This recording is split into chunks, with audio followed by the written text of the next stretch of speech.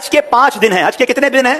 8 9 10 11 12 ذوالحجہ. 8 ذوالحجہ کو حاجی نے جانا ہوتا ہے مینا, اور وہاں ہم نے 5 نمازیں پڑھنی ہیں. 5 نمازیں پڑھنا وہاں سنت ہے, ظہر, عصر, مغرب, عشاء اور 9 کی فجر. ٹھیک ہے, this is the most crucial and most important day of حج.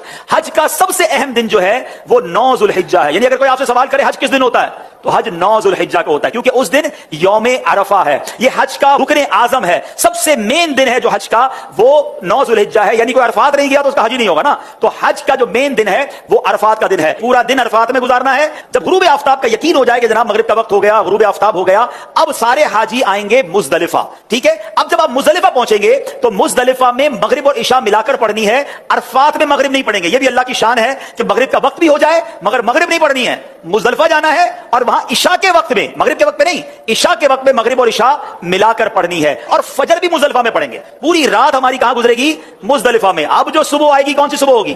کون سی صبح ہوگی؟ 10 کی. 10 تاریخ کو کیا ہوتا ہے؟ کیا ہوتا ہے؟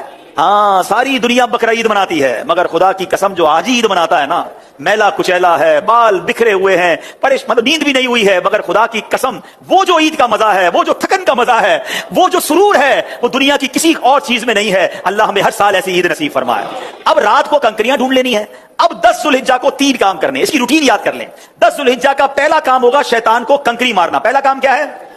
شیطان کو, ایک ہی شیطان کو مارنا ہے, بڑے شیطان کو. ٹھیک ہے, بڑے شیطان کو 7 کنکریاں مارنی ہیں. دوسرا کام, جیسے کنکری مار لیں گے اس کے بعد قربانی کرنی ہے. ٹھیک ہے, کنکری مار کر آپ نے اپنے معلم کو, اپنے گروپ والوں کو, یا جو بھی لوگ آپ کی قربانی کا انتظام کر رہے ہیں ان کو بتانا ہے کہ میری قربانی کر دیں. جیسے ہی آپ کو کنفرمیشن ہو جائے کہ آپ کی حج کی قربانی ہو گئی ہے, اس سے پہلے نہیں, کنفرمیشن ہو جائے, اس کے بعد آپ نے سر کے بال اتار دینے ہیں, یا قصر کرانا ہے, یا حلق کروانا ہے. اسلامی بہنوں نے تو قصر ہی کرنا ہے. اب آپ کا حج کا احرام اتر جائے گا. جیسے ہی سر کے بال اتارے, ساری پابندیاں ختم.